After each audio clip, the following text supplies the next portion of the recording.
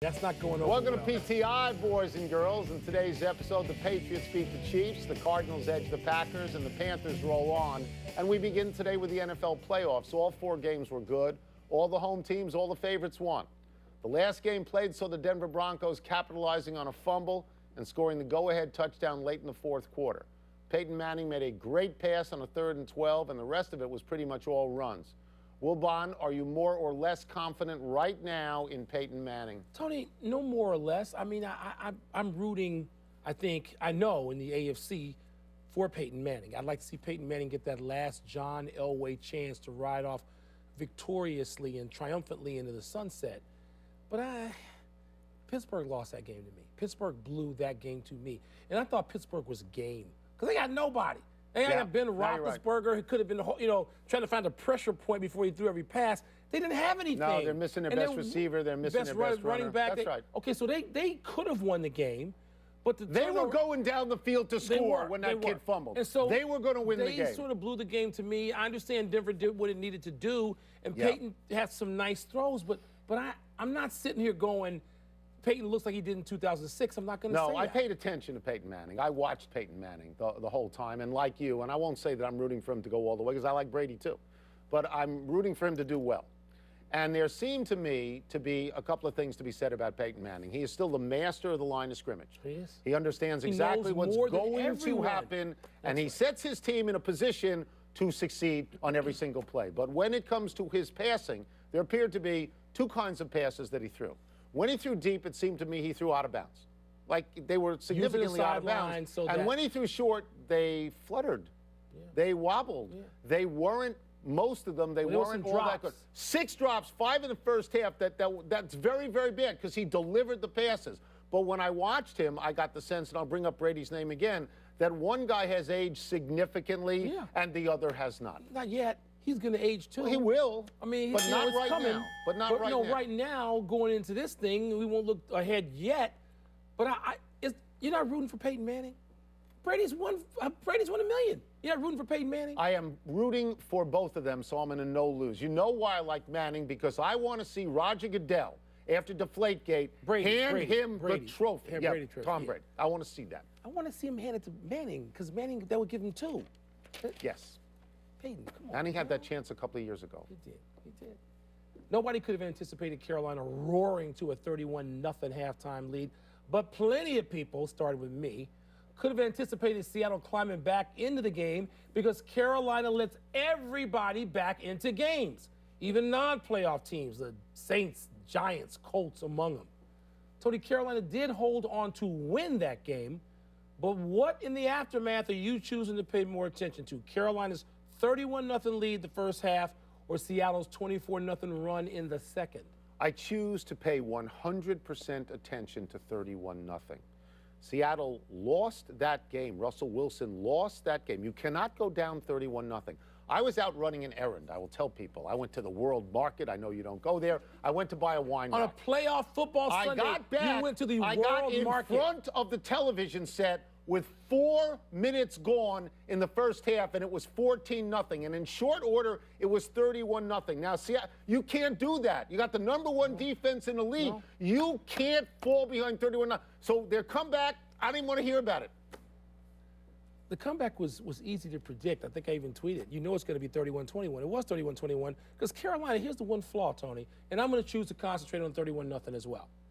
But here's the problem. They're better than they think they're better than they are. They certainly think they're better than I think they're. They're a tremendous team. They are not necessarily an all-time team. They're not the 88 49ers or the 85 Bears or one of those Joe Gibbs Redskins teams. 92. They're not that. No. Okay. No, they're not. But they think they are. And they keep letting teams in. They're posing for pictures. They do that. They get full of themselves. And if they get full of themselves looking down the road, against New England or maybe even Arizona, it's going to cost them. I have no argument with that. But when they needed to play great, they played great. First half. Okay? And Cam Newton, although his statistics are nothing special, when he needed to be great, they were great. He was. And if you tell me that Seattle has the #1 defense in all of football and they give up 31, come on. They got chumped. You can't do that. By the way, you had a great suggestion on your radio show.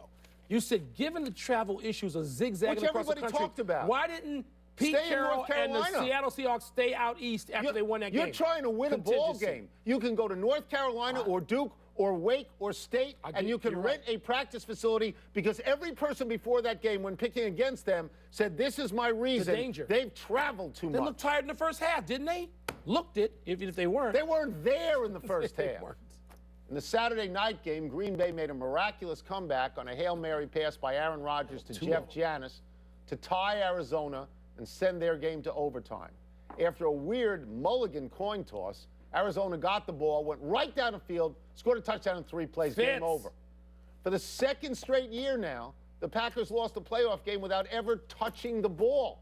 Clay Matthews said the NFL should go to the college rule, even as he conceded Green Bay didn't play good enough defense. Wilbon, are you okay with the current NFL overtime rule? I am. I'm okay with it. I'm not, so you I'm go okay ahead. with it. I don't have a problem if they change it, but I'm fine with it. Tackle Larry Fitzgerald or shut up. I'm tired of the cheeseheads today, and I love Aaron Rodgers. Aaron Rodgers is my favorite quarterback to just watch play. Okay, just play the Aaron Rodgers. I don't want to hear from any Green Bay Packers or their people. Larry Fitzgerald is now, 34 years old? He ain't the fastest guy out there. He made about 5 people miss.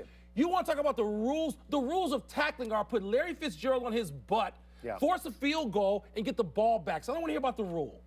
I don't want the college rule because I don't want the ball placed down anywhere. I want somebody to kick it, and I want somebody to run it back.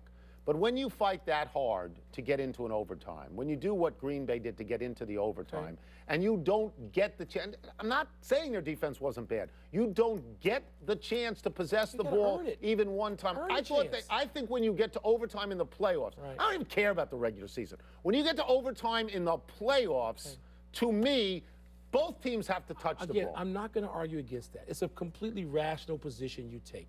But right now, Tony, it's better than the rule that was out there where you could lose on a 58-yard field goal. You could lose on anything. Now, at least, you have the chance to earn your offense a possession by holding a team to a field goal. Ask you another they let a guy run right down the field like it was a grade school. Right? You pay attention to Arizona. Yes. Carson Palmer. He had a bad game. Shaky. That's okay. I mean, shaky. This has happened. I bet he could have had 4 or 5 interceptions. You're right, and his team bailed him out. But I bet you Carson Palmer won't have that bad game this week in Carolina. Maybe not, but would you agree with this? If you flipped quarterbacks in that game and you put Aaron Rodgers in Arizona, they would have won by 40 points. Yeah, but Arizona's a better team than Green Bay. But they got another chance. Carson Palmer has another chance. I was surprised. And I like their chances this week. I was surprised that he looked a little bit shaky. Game? Happens. The Patriots, and happened to Golden Boy, playing at home where they very rarely lose in the playoffs, beat the Chiefs. The superior team, led by Tom Brady, won. So now, we're finished with that. Let's get to the only quasi-issue of the game. Andy Reid's clock management, or lack thereof. The Chiefs slow-danced their way through a 5-minute stretch of fourth-quarter play, 16 snaps to go 80 yards, while time just ticked away. Tony, did the Chiefs' inability to manage that time cost them the game? No. What cost them the game was Julian Edelman and Danny Amendola came back, and Rob Gronkowski, apparently his knee was all right. And for the first time in a long time, in many weeks, Tom Brady had reliable people. That's what cost Kansas City the game. Kansas City early in the game got field goals when they could have gotten touchdowns. And New England got touchdowns. I mean, Andy Reid's clock management problems have been around since Philadelphia for a long time.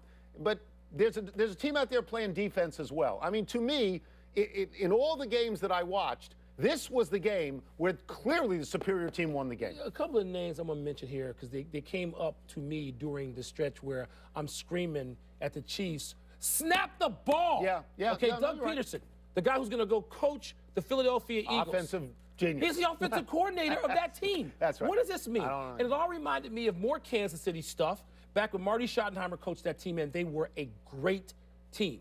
And one of the times they should have been in the Super Bowl, John Elway was there instead. Why? Because they couldn't manage the clock.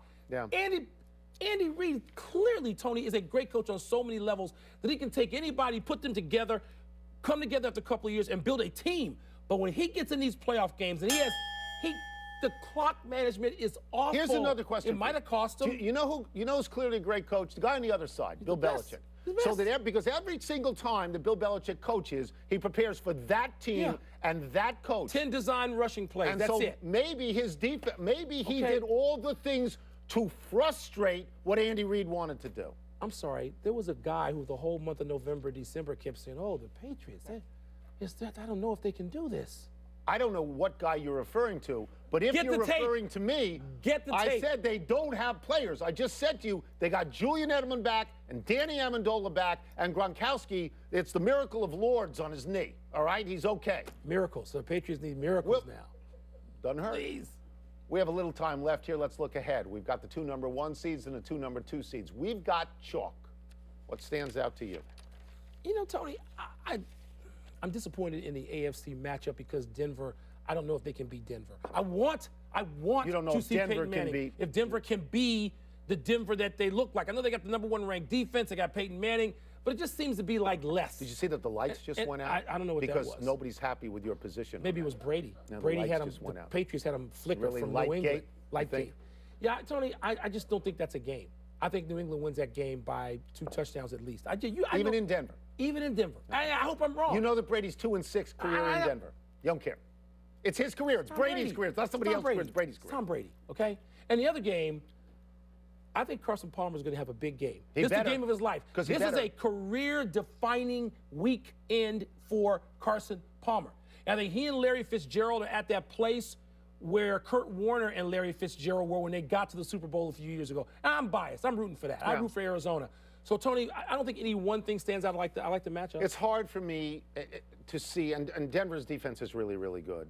If Peyton Manning throws the ball like that for another game. You mean like he throws it all the time in his whole life? It's hard for me to see them beating New England. The other game interests me in this regard. Carolina has answered the bell all year long. Every time. I want to dismiss them. I want to say they're no good, and all they do is tell me to shut up because they're very good all the time. Carson Palmer becomes the pivotal figure to me as well as to you. If he has a good game, that's great. He had never won a playoff game before. He'd gotten hurt in playoffs and been prevented from going to playoff games because he was hurt. So maybe that was understandable nervousness, and maybe he gets rid of that. But all year long, people have said the same thing about Arizona, that they are the most complete team on both sides of the ball. 1 week to show it. So I want to see. Game This is it, and this is what you want to do.